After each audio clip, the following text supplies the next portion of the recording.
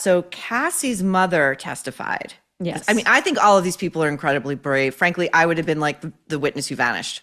I would have run the other way. But she testified that Sean called her and said, I've got a sexually explicit video of your daughter, and if you don't wire me $20,000, I'm going to release it. Yeah. Again, what are you seeing on the faces of the jury? Because that to me goes to his real sadism. Like, Sean Combs doesn't need 20 grand. Okay. Right. He's tormenting her mother psychologically, and he's trying to torment her financially. And I believe she testified that she did send the money. Yeah, and this was at the time that Cassie was dating Kid Cudi. So Diddy was extremely jealous, as you can imagine, and going so far as to reach out to Cassie's mother. And she took out, I believe, a refinanced or something against her home. God. Get the $20,000, ended up paying it because she feared for her daughter, and then eventually got the money back when Cassie eventually got back with Diddy. Oh my God. So he was basically blackmailing her or bribing her into going back with him. Can you imagine the panic of this woman? Do you know how long it takes to refinance a home? It takes months. He's such a sick fuck. Now, to this point, tell me, are the kids still in the courtroom every day? Is his mother still showing up, treating it like a catwalk every day? His mother shows up every day. Janice is there. Yesterday, he was seen blowing her a kiss. You know, he likes to do the heart hands. He calls himself Love, one of his many names. His daughters were there. They were actually there for really gut-wrenching testimony and really disturbing testimony from Cassie. They were there for the first day of that. They eventually went back to LA to, I believe, attend their prom. So they missed day 2 of Cassie's just completely disturbing testimony. But his sons are still showing up, and they all have his support.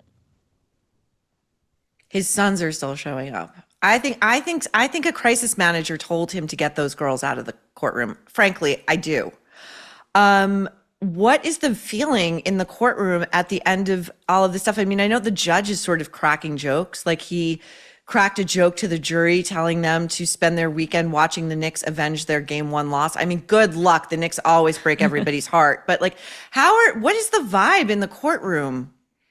I mean, it's very sullen. Obviously, you're dealing with very disturbing subject matter. But, you know, there was some levity when we spoke about freezer meat, you know, the Punisher in his book Freezer Meat. There was some levity when Kid Cudi testified that all he could think was, what the F? So, you know, there is some laughter, but the jurors are really keeping straight faces. They're trying not to show much emotion. Same as Diddy, he's keeping a straight face. He'll whisper to his attorneys, pass notes to his attorneys, but everyone's really just playing it cool. I've also heard that he is being very chummy with members of the media, that he's like winking, nodding, greeting people.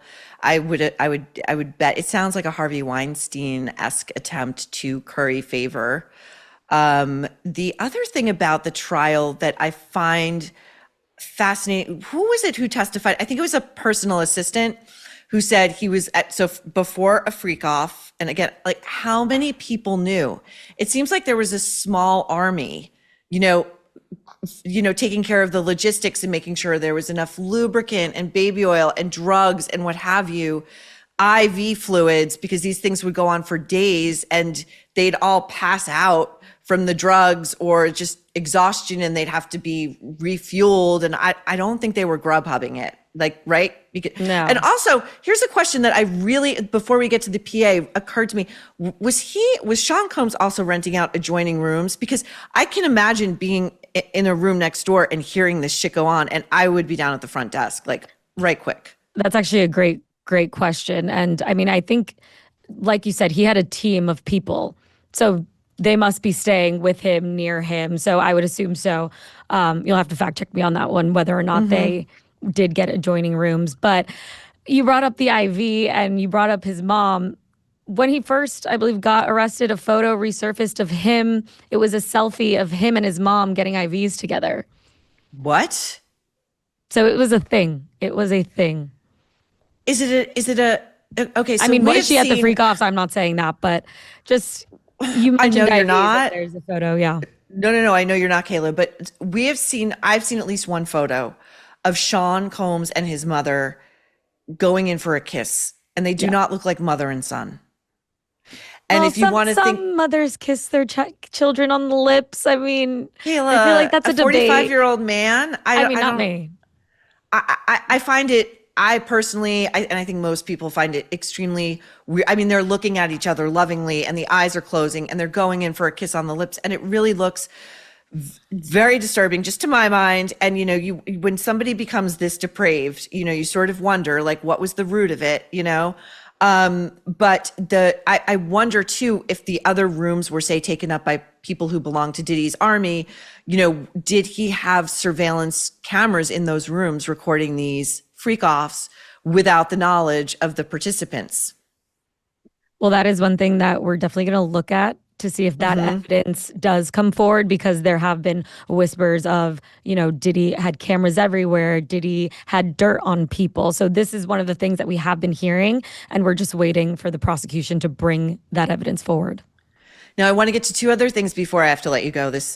My time with you is already flown, and I do hope you'll come back because you're incredible and you're doing the Lord's work in that courtroom. I hope they give you a raise.